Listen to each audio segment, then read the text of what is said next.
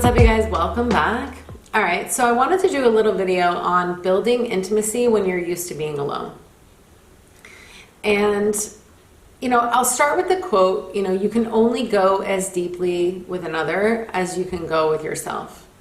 And I really feel like that's kind of the ethos of deep intimacy. It's like, how much are you able to be with your depth without numbing out, avoiding, rejecting, suppressing? Because this is the foundation for your intimacy with others. And, the word intimacy, maybe you've heard this before, if you break it down, it's into me you see. Relationships are a mirror, and intimacy is about seeing another and being seen and being witnessed. Now, if you are, a lone wolf, you tend to be like hyper independent or do everything for and by yourself, or maybe you're even like the quote unquote strong friend, like the person that everybody else comes to for guidance. Well, you're in control there. And intimacy requires surrendering the control. And this is usually the thing that's the most terrifying for people that are used to being alone, because part of the reason why you're always alone is because it is a protection mechanism. It is a way to avoid losing control. Because if you're in control, then we won't be rejected, then we won't be criticized, then we won't be abandoned. But of course, this is the opposite of deep intimacy. So if you crave closeness, you crave love, then you have to start taking steps out of your comfort zone. You have to start leaning back towards connection. But it starts with you. So, 90% of what I do with people is helping them create deep connection with themselves, deep, intimate connection. So intimacy also is not just physical. I think people kind of mistake intimacy as just sensual or sexual. But in my case, it gets primarily emotional first, because this is the part where a lot of people struggle, And I'll be real, the reason why I started meditating, for example, was not because meditation looked cool. In fact, I used to think it was really hard. It was really annoying. I started it because I'm a very deep feeler and I had a lot of intense emotions, but I used to swing really quickly to anger. And it was destructive. And, I grew up with people who struggled with anger. And so then I struggled with anger because I didn't know how to deal with it. And I knew that if I didn't get some tools to regulate my emotional state of being, that I was going to either constantly be withdrawing or be sabotaging my relationships. And I just didn't want that. And at a certain point, I knew that I needed to take the wheel and I needed to take responsibility, because intimacy is not about being perfect. Who the fuck is perfect? Nobody.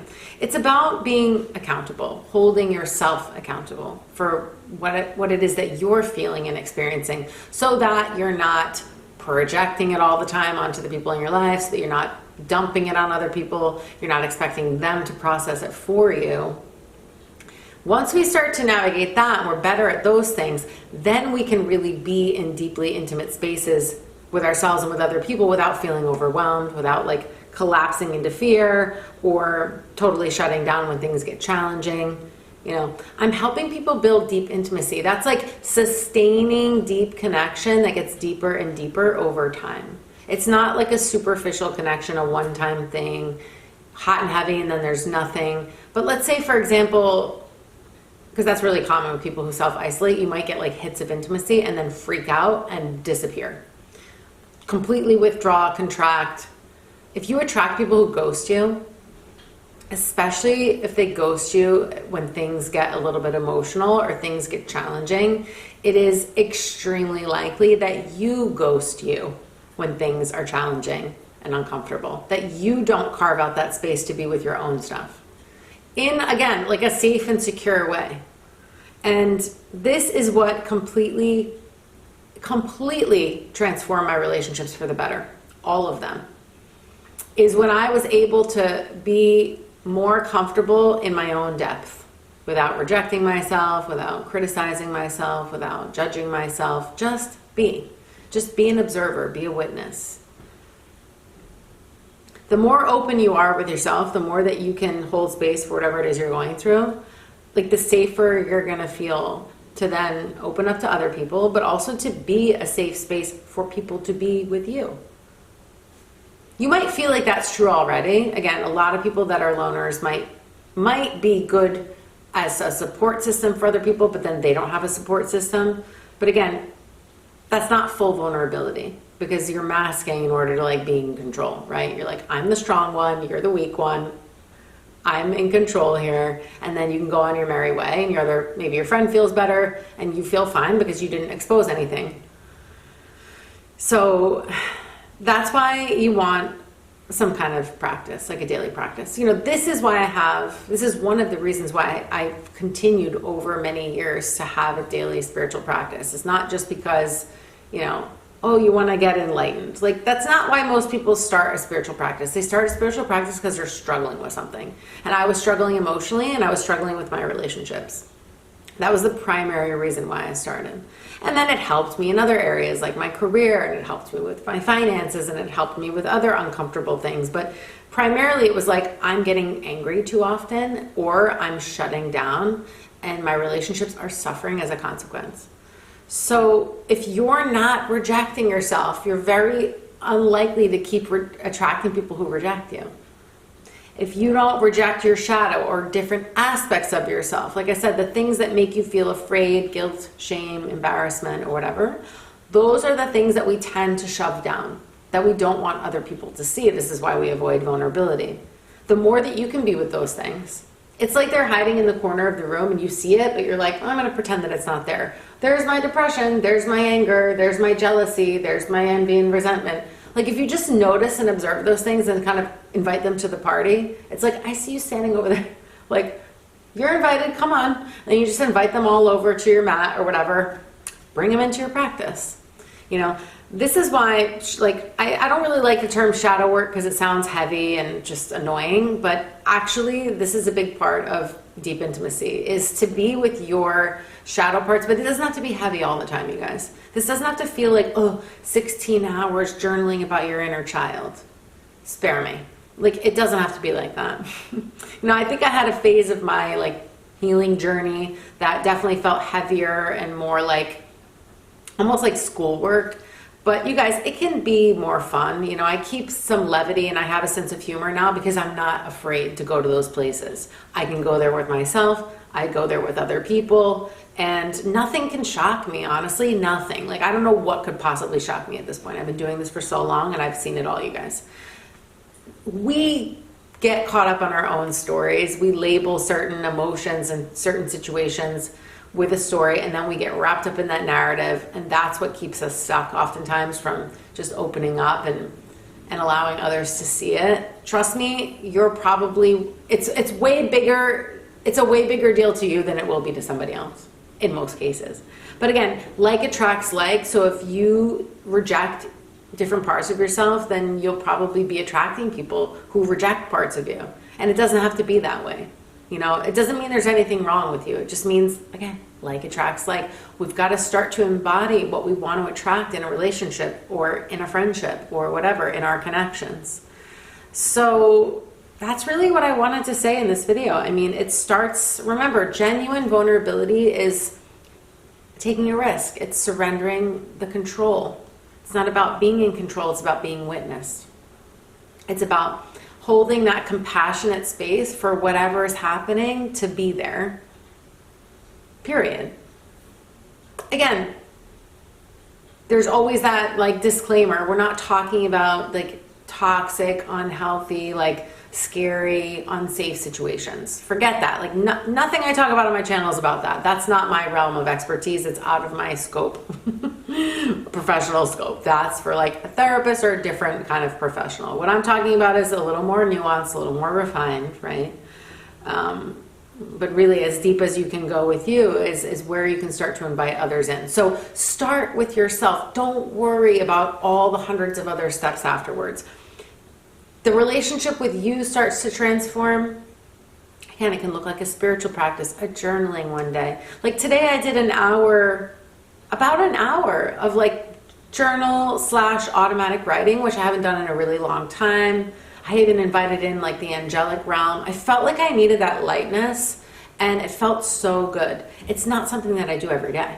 You know what I mean? Some days it's 5 minutes, it's a meditation, maybe it's a little hip movement. Maybe one day it's a workout and you go move your energy at the gym or you go for a walk outside. But point is, you're starting to hold that space for yourself. If you're feeling angry, instead of shutting down, hiding, ghosting, or whatever else, you actually create space to just process it. The sooner that you allow it to be there and move through you, the sooner it's going to pass. The problem is that a lot of times we're so avoidant that we're just pretending like if we ignore it, it's going to go away, and it doesn't. It festers. So that's the secret. The secret to building intimacy, if you're used to being alone, is to start to build intimacy with yourself, emotionally, spiritually, physically, sensually. And that's why I have resources for you guys for this. So some ways that you can start. You can, if you want to work with me one-to-one, we can do a 90-minute session. We can start to talk about specifics in your world. If you're a woman who wants to start this process, I created a course called The Return of Venus, and it's a 5-week self-paced sensual embodiment program. It's really all about inviting in the emotional realm, building trust and intuition through your own spiritual practice, creating a little practice every day. These things are short and sweet, you guys. It's not like you're going to sit down and meditate and do this stuff for an hour every day. I'm talking 5-10 minutes, things that you can easily weave into your schedule, and it's a starting point. Again, it starts with you. It's always a mirror. Every relationship is a mirror. So whatever's going on within you, you're going to see it showing up or not showing up in your relationships. So the Return of Venus is below. Like I said, that's self-paced. You can move at your own speed. I designed it to be done in 5 weeks. If you wanted it to take longer, you could.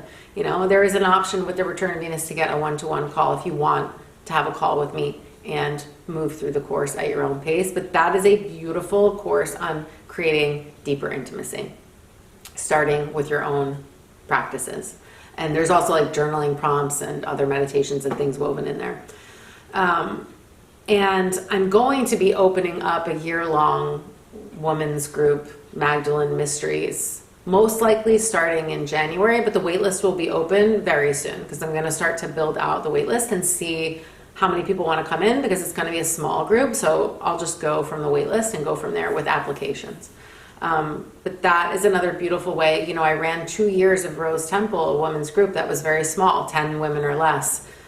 And getting out of your comfort zone and starting to practice these things, both with yourself and also being witnessed by others, is immensely powerful. Like, I did it myself for a year before I even ran Rose Temple. I joined a women's group for a year and I worked with some mentors one-to-one. I had that combo of like my personal practice and also being seen with mentors and in some small immersions.